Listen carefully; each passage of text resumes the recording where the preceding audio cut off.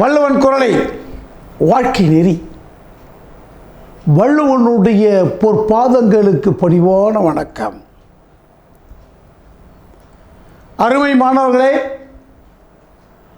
என் அன்பிற்கு இனிய மாணவர்களே, ஆற்றலில் பேராற்றலாக விளங்குகின்ற அன்பு செல்வங்களே, இப்போதைய வகுப்பிலே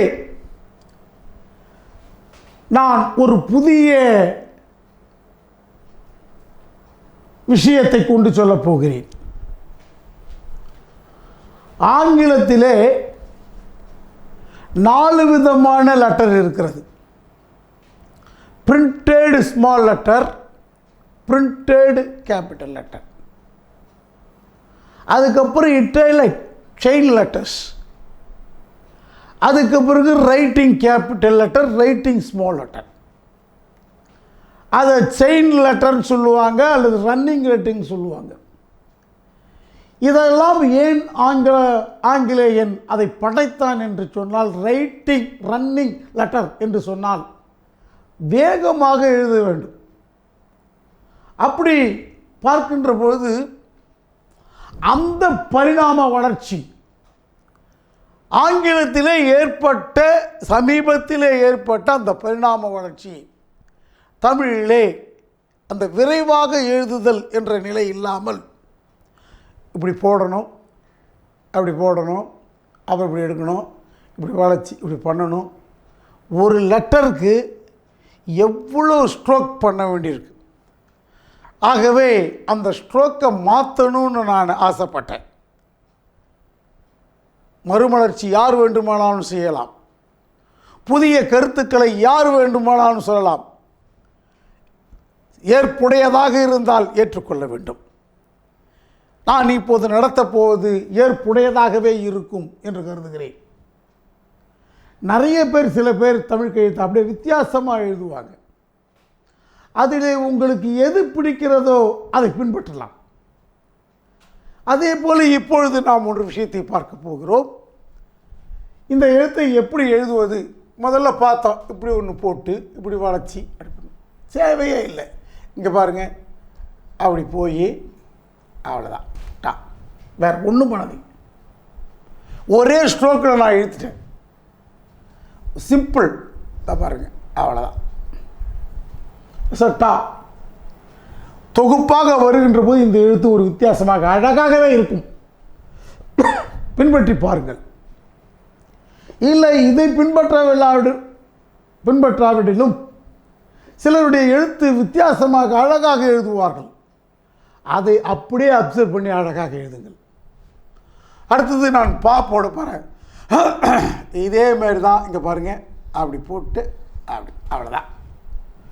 கொஞ்சம் அப்படி நாம் அங்கே சாய்ச்ச மாதிரியே லெட்டர் போட போகிறோம். இப்போ போட்டுட்டேன். மறுபடியும் பண்ணுற கவனிங்க, இந்த மாதிரி அப்படி போட்டு அவ்வளோதான். இந்த இடத்த ஈவனாக கொண்டு போங்க.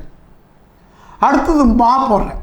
இங்கே பாருங்கள், இதே மாதிரி போடுற மாதிரி போட்டு அப்படி போட்டு அப்படி பண்ணிட்டுங்க, அவ்வளோதான்.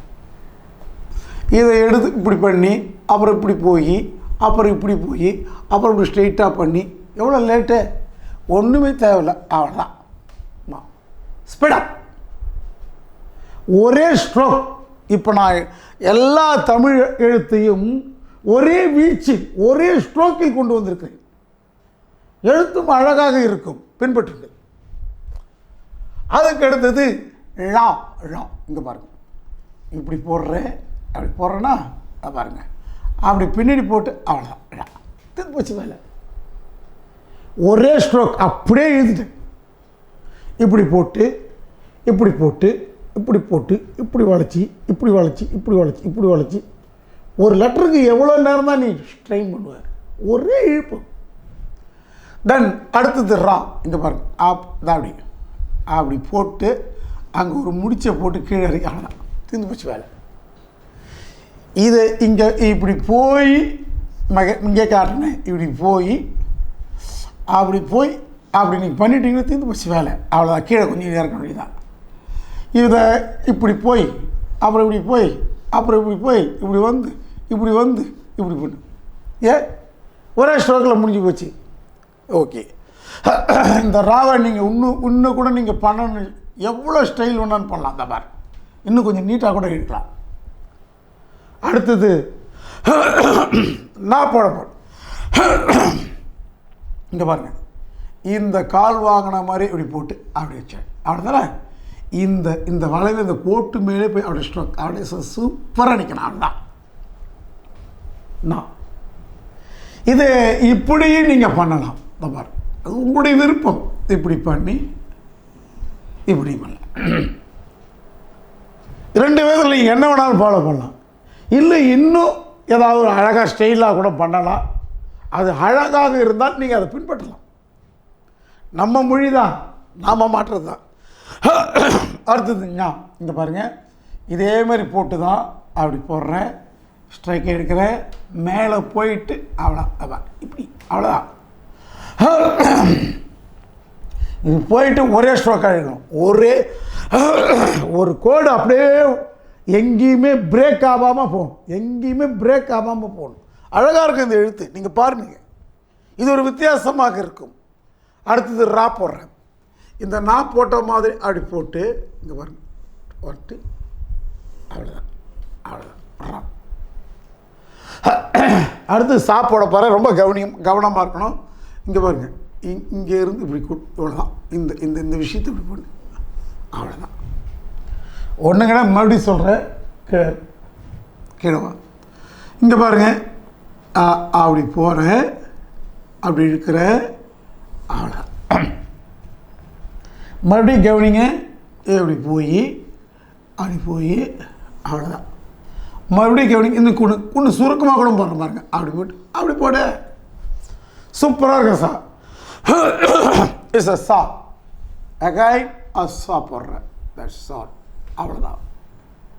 இது ஒரு அழகு. இது மாதிரி பண்ணால் லெட்டர்ஸ் ஸ்பீடாக வரும். நம்ம டெஸ்ட்டு எழுதும்போது அது மாதிரி வெட்டி இப்படி வளைச்சி அப்படி வளைச்சி இப்படி வளைச்சி எழுதும்போது நமக்கு நேரம் கடத்தப்படும். ஆகவே ஒரு லெட்டரை ஒரே ஸ்ட்ரோக்கில், சில லெட்டர்ஸை ஜாயிண்டே பண்ணலாம். அப்படியே டக்குன்னு அடுத்த லெட்டருக்கு தாண்டலாம். செயின் லெட்டர்ஸே வருது. அடுத்தது இப்போ கா போட போகிறேன். ஒன்றும் பிரச்சனையே கிடையாது. ஆமாம், இது இப்படி வளைச்சி அவ்வளோதான். இப்படி போய் அப்படி வாங்க, அவ்வளோதான். What's a problem? Again repeat பண்ணுற பாருங்க. அப்படி போயிட்டு அவ்வளோதான். கா. நல்லா இல்லையே? அற்புதமால ஃபாலோ பண்ணுங்க. எழுத்து ஸ்பீடாக வர்றதுக்கு இது ஒரு வழி பண்ணணும். அடுத்தது அழகாகவும் இருக்கும், ஸ்பீடாகவும் வரும். தென் மறுபடியும் சொல்ல, இங்கே பார், இப்படி போய் அப்படி போயிட்டு அவ்வளோதான். பார், ஆடி தாத்தோடு இது பாருங்க. மறுபடியும் நான் எழுதி காட்டுறேன். இங்கே பார், இப்படி நல்லா அப்படி இறக்கி அப்படி போயிட்டு அப்படி சும்மா சூப்பராக காட்டலாம். பார், முதல்ல நீங்கள் பண்ணது எப்படி பண்ணீங்கன்னு சொன்னால், இங்கே பாருங்க, இப்படி போட்டு மறுபடியும் இப்படி வந்து அப்புறம் இப்படி போய் அப்புறம் இப்படி வந்து அப்புறம் இப்படி தொட்டு அப்புறம் இதை மாதிரி பண்ணி எவ்வளோ பிரேக்கு. ஒரு கோட்டை அப்படியே ஒரே லெட்டர்ஸில் முடிச்சிடணும். இது நீங்கள் பின்பற்றுவீர்களானால் எதிர்காலத்திலே நாம் அறிமுகப்படுத்திய எழுத்தானது எங்கும் பரவிவிடும். யார் பரப்பினார்கள் என்பது முக்கியமல்ல, எப்படி இருப்பது என்பதுதான் முக்கியம். இப்போ நம்மக்கிட்ட படிக்கின்ற 2500 மாணவர்கள் இதை பின்பற்றுவார்களானால் இது பல இடங்களில் பரவி நம்முடைய எழுத்துக்கு ஒரு மறுமலர்ச்சி ஏற்படும். நை என்ற எழுத்தை பெரியார் பயன்படுத்தினார். இப்போ உலகம் ஃபுல்லாக அந்த நை மாறி போச்சு. ஒரு காலத்தில் இந்த நை போட்டது எப்படி, நல்லா கவனிங்களேன். இந்த நை போட்டது எப்படி ஒரு காலத்தில் பாருங்க. இப்படி போடுவாங்க, இப்படி போடுவாங்க, இப்படி போடுவாங்க, இப்படி போடுவாங்க, இப்படி போடுவாங்க, இப்படி போட்டு இப்படி போடுவாங்க. இப்போ என்ன ஆகிப்போச்சு? பாரு, இப்போ என்னாச்சு? இப்படி ஒன்று போட்டு ஐவளவை போட்டு அப்புறமா அப்படி போட்டு இப்படி போடுறாங்க. இதையே மறுபடி சொல்கிறேன், இங்கே வாங்க. இதையே என்ன செய்கிறாங்க ஸ்ரீலங்கா தமிழ் இப்போ என்ன பண்ணுறாங்க? இதை பாருங்க, இப்படி போட்டு இப்படி போட்டு நை இப்படி போடுறாங்க, நை இப்படி போடுறாங்க. அவங்களுடைய நை தான். இப்போ நாம் எழுத்துக்கு வருவோம். மறுபடியும் தா போடுறோம் பாருங்கன்னு அப்படி போட்டு அழகாக அப்படி எழுதுவோம். அவ்வளோதான். ஓகே, தா போட்டிங்களா? அதுக்கு அடுத்து ஞா போடுறோம். இங்கே பாருங்கள், அப்படி போட்டு அப்படியே கொஞ்சம் கீழே இறக்கி அப்படி சுழிக்கணும். சுழிச்சிட்டு தான் பாருங்க அப்படி போட்டு அவ்வளோதான். தெரிந்து போச்சுங்க, அழகாக. அகைன் நான் திரும்ப போடுறேன் பாருங்கள். எப்படி போடுறீங்க, இப்படி போடுறீங்க, கீழே இறக்குறீங்க, இப்படி பண்ணுறீங்க, அப்படியே தூக்குறீங்க, அவ்வளோதான். ஓகேவா? எப்படி இருக்கு? வெல்கம். இப்போ நான் போட்ட பிறகு அதுக்கு அடுத்தது நான் போட போகிறேன். கவனிங்க, ஒன்றும் பிரச்சனை கிடையாது. எப்படி போடுறோம், அப்படியே சாட்சியாக கொண்டு போகிறோம். சாட்சியாக கொண்டு போகிறோம். 3 எழுத்து அப்படி போயிட்டு இப்படி வளைச்சி அப்படி பண்ண போகிறோம். அவ்வளோதான். நான் இன்னும் சில பேர் அழகாக எழுதணும்னு ஆசைப்பட்டு கொஞ்சம் வித்தியாசமாக காட்டணும்னு நினைப்பாங்க. இந்த பார், நான் கொஞ்சம் வித்தியாசமாக காட்டுறேன் பாரு. அவ்வளோதான். இப்படி காட்டு. இது ஒரு டிஃப்ரெண்ட் ஐடியா, நல்லாயிருக்கும் பார்க்குறதுக்கு. அதுக்கப்புறம் 2 சுழி. இங்கே பாருங்கள், இது அந்த 3 சுழி போட்ட மாதிரி இப்படி அப்படியே சாட்சி போயிட்டு அப்படி, அவ்வளோதான். இதை இன்னும் ஸ்டைலாக நீங்கள் பண்ணணும்னு சொன்னீங்கன்னா இப்படி போட்டு அவ்வளோதான். இது ஒரு வித்தியாசமான மேட்ரு. இதை ஃபாலோ பண்ணணும்னு அவசியம் கிடையாது, பண்ணலாம். சில பேர் இப்போ தீ போடுறாங்கன்னு வச்சிங்களேன், இப்படி போட்டு என்ன செய்வாங்க, இப்படி எடுத்து விடுவாங்க. இது ஒரு அழகு. இதை பாருங்கள், இது இப்படி போட்டு இப்படி போடுறது ஒரு அழகு, அது தூக்கி அப்படி போடுறது ஒரு அழகு. அப்போ எல்லா இடத்துலையும் அதே மாதிரி ஃபாலோ பண்ணணும். ஸோ இப்போ நான் ஒரே மாதிரி விஷயத்துக்கு போகணும். நாம் எழுத்தை அழகாக எழுத வேண்டும் என்பது தான் முக்கியமே தவிர, இப்படித்தான் இலக்கணம் அப்படின்ற விஷயத்து இலக்கணம் கொஞ்சம் இருக்குது, வரம்பு மீறக்கூடாது. இருந்தாலும் அது அழகாகுன்ற போது ஏற்றுக்கொள்ள வேண்டும், அழகாக இருக்கின்ற போது ஏற்றுக்கொள்ள வேண்டும். அப்போ நான் போட்டு அடுத்தது வா போட போகிறேன். இந்த பாருங்கள், ஒன்றும் பிரச்சனையே இல்லை. அப்படி போட்டு அவ்வளோதான், தீர்ந்து போச்சு வேலை. பிரச்சனையே தீர்ந்து போச்சு. இது பாருங்கள், நான் மறுபடியும் பண்ணுற பாருங்க. அப்படி போடுறேன், ஒரே ஸ்ட்ரோக்கு. நீ என்ன செய்வீங்க, இப்படி போட்டிருப்பீங்க, இப்படி பண்ணுவீங்க, இப்படி பண்ணி ஒவ்வொரு இடத்துலையும் பிரேக் ஆகும். இந்த பிரேக் ஆனது என்ன ஆகும் சொன்னால், எழுத்தினுடைய ஒவ்வொரு இடத்துல சில ஒரு உதாரணமாக சொல்லப்போனால் ஒரு 2-3 மாத்திரை அளவுக்கு தான் இந்த நேரம் பிரேக் ஆகுது. இருந்தாலும் ஒவ்வொரு எழுத்துக்களோடு நாம் கூட்டி பார்க்கும்போது ஒரு சின்ன சிறுதுளி பெருவெல்லம் சொல்லுவாங்க, அதை மாதிரி ஒரு சின்ன விஷயத்தில் அலட்சியப்படுத்தக்கூடாது. அப்போ அந்த பிரேக் ஆகுன்றது நிறைய பக்கமாக எழுதும்போது நம்மளால் அந்த ஸ்பீடை அட்டன் பண்ண முடியாது. இங்கிலீஷ் சீக்கிரம் எழுதுவாங்க, தமிழ் ஸ்லோவாக தான் எழுதுவாங்க. ஆனால் சில பேர் ஒரு ஸ்டைலை உருவாக்குவாங்க, செயின் மாதிரி எழுதுவாங்க. நீங்கள் அந்த காலத்து பத்திரம்லாம் பார்க்கலாம், அப்படியே செயின் மாதிரி எழுதுவாங்க, அவங்க ஸ்பீடாக எழுதுவாங்க. அந்த மாதிரி ஸ்டைல் நீங்கள் எல்லோரும் எப்பொழுதுமே ஒரே ஸ்டைலை ஃபாலோ பண்ணணும். அப்போ நீங்கள் ஏதாவது ஒரு எழுத்தில் புது ஸ்டைலை ஃபாலோ பண்ணணும் அப்படின்னு நினைக்கும்போது என்ன செய்யணும், ஒன்றுமே பண்ணக்கூடாது. அந்த எழுத்தை ஒரு தடவை எழுதி பார்த்து நிற்கக்கூடாது. அந்த எழுத்தை அப்படி எழுதி பார்த்துட்டு ஒரு 4-5 பக்கம் அதே மாதிரி எழுத்தை எழுதணும். இது எழுத்து அழகாக இருக்குது, இதை மாதிரி நம்ம எழுதினா என்ன அப்படின்னு ஒரு முடிவு எடுத்துகிட்ட பிறகு அப்படியே ஸ்ட்ரோக்கு நீங்கள் கொண்டுக்கிட்டே வரணும். அடுத்து அந்த பக்கம் ஃபுல்லாக ஒரு 5-6 பக்கம் உட்காந்து எழுதி சும்மா இருக்கும் போலாம் எழுதி பார்க்கணும். எழுத்து அழகாகிடும். ஒரு எழுத்து இன்னொரு எழுத்து எழுதுறீங்க, இதில் எந்த எழுத்து அழகாக இருக்குது, அப்போ எப்படி ஸ்ட்ரோக் பண்ணால் அது அழகாக இருக்கும், அதான் விஷயம். டன். அடுத்தது பார்க்கலாம். இங்கே பாருங்கள், சிம்பிள். அப்படி போட்டு இதை கொஞ்சம் பெருசாக போட்டுருங்க, அவ்வளோதான். நாம் என்ன செஞ்சுருப்போம், இப்படி நேராக போட்டு இப்படி வளைச்சி இங்கே கொஞ்சம் நேரம் நின்று இப்படி வந்து என்ன கதை இது. ஆகவே பாரு, சிம்பிளாக அப்படி போட்டு அவ்வளோ. இது சின்னது, இது பெருசு, வளர்த்து போச்சு. பார்க்குறதுக்கு அழகாக இல்லையா? அழகாக இருக்குது. அதுக்கு அடுத்தது நாம் லா போட போகிறோம். இங்கே பாருங்கள், லா போடுறோம், அவ்வளோதான், தீர்ந்து போச்சு வேலை. அவ்வளோதான். இது அடுத்தது லா போடுறோம். இங்கே பாருங்கள், அப்படி போட்டு அப்படி போட்டு அப்படி போட்டு சுழிச்சு அவ்வளோதான், திந்து போச்சு. இன்னும் நீங்கள் ஒரு வித்தியாசமாக காட்டணும்னு நினச்சா இப்படி போட்டு அப்படி போட்டு அப்படி சும்மா அப்படி அப்படி காட்டலாம். சும்மா அழகாக இருக்கணும், முடிக்கும்போது கரெக்டாக காட்டலாம். இப்போ ஏறக்குறைய கச ட த ப ர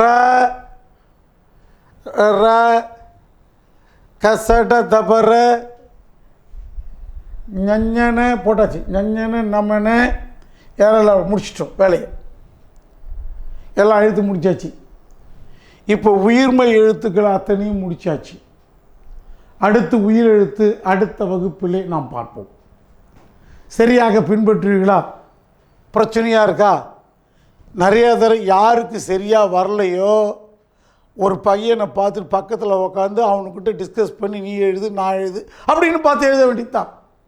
அப்படியே உனக்கு வரலன்னு வச்சிங்களேன், உடனே நம்ம மிஸ்ஸுக்கிட்டேயோ அல்லது என்கிட்டயோ வந்து சார் அந்த காணொலியை, தட் மீன்ஸ் இந்த வீடியோவை மறுபடி போட்டு காட்டுங்க அப்படின்னு கேட்கலாம். நீ எத்தனை முறை கேட்டாலும் அத்தனை முறையும் மகிழ்ச்சியோட ஆனந்தத்தோட விருப்பத்தோட நாங்கள் செஞ்சு காட்டுவோம். ஏன்னா உனக்காகத்தான் என் வாழ்க்கையை நான் வகுத்து கொண்டிருக்கிறேன். மாணவர்கள் நலம், மாணவர்கள் நலம், வேறொன்றும் எங்களுக்கு குறிக்கோளே கிடையாது. என் வாழ்க்கையின் ஒவ்வொரு விடுகின்ற மூச்சையும் என்னுடைய மாணவர்களுக்காகத்தான். நான் ஒவ்வொரு முறை சிந்திக்கின்ற போதும் என்னுடைய மாணவர்களுக்காகத்தான் நான் சிந்திக்கின்றேன். நீங்கள் வளர்ந்து காட்டினால், நீங்கள் உயர்ந்து காட்டினால், நீங்கள் சிகரத்தை தொட்டால், வானத்தை தொட்டால் மகிழ்ச்சி அடைகின்ற முதல் ஆள் நிச்சயமாக நானாகத்தான் இருப்பேன். உங்கள் பெற்றோர்கள், உடைய தாய் தந்தை மகிழ்ச்சி அடைகிறார்கள். ஆனால் அதை காட்டிலும் எல்லையில்லாத மகிழ்ச்சி என் மனதிலே தேங்கி கிடக்கிறது. உன் வெற்றி ஒன்றுதான் என்னுடைய குறிக்கோள், உன் வெற்றி ஒன்றுதான் என்னுடைய லட்சியம். அதை நிறைவேற்ற வேண்டும் என்பதுதான் என்னுடைய வேண்டுகோளாக உங்களுக்கு முன்னாலே வைக்கிறேன். இது கட்டளை இல்லை, அன்பு. அன்பு கட்டளை, அதிகார கட்டளை இல்லை. நீ செய்ய வேண்டும், நீ வெல்ல வேண்டும், உன்னுடைய பெயர் நாடு முழுவதும், ஏன் உலகம் முழுவதும் பரவ வேண்டும். அதுதான் என்னுடைய ஆசை. அந்த லட்சியத்தை அடைகின்ற வரையில் நான் ஓய மாட்டேன். ஆனால் அடைந்தாலும் ஓய மாட்டேன். ஏனென்றால் நிறைய மாணவர்களை நான் உருவாக்க வேண்டும். பின்பற்றுவீர்களா அருமை குழந்தைகளே? Very good, welcome. அடுத்த வகுப்பிலே இந்த இனிய முகங்களை, அன்பு முகங்களை, ஆற்றமற்ற முகங்களை சந்திக்கிறேன். வெல்கம்.